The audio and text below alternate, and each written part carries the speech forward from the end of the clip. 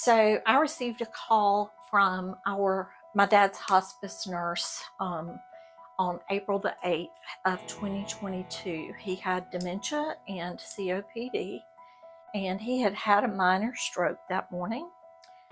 And she called me and told me that if we did not get Dad somewhere, that Mom could have some help caring for him. We might not be able to keep them together because he would get to a point he could no longer transfer. So, in consultation with my brother, I went home and spoke with Mom and told her what was happening. And I called the 3 assisted livings, the 3 major ones in town.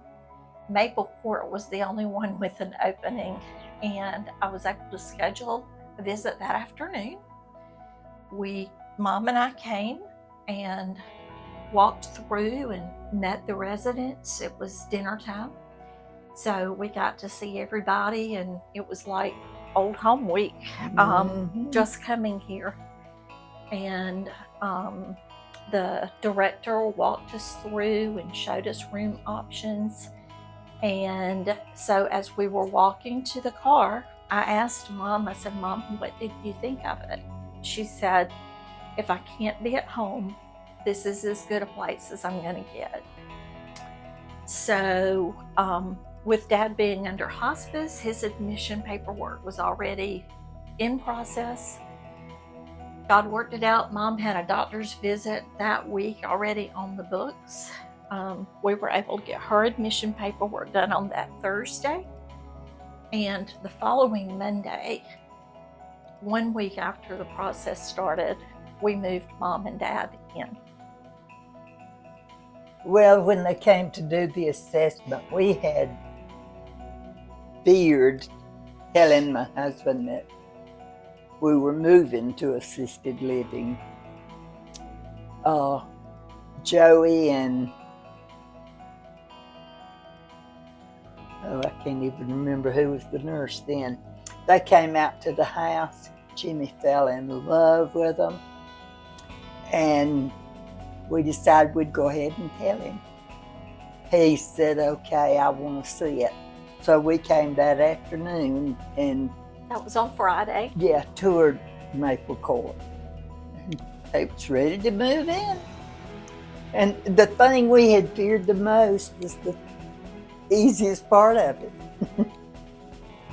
So they came, and Mom had help. She was still able to get out and go and do things that she enjoyed, whereas she had been pretty much tied to the house with Daddy for a number of years.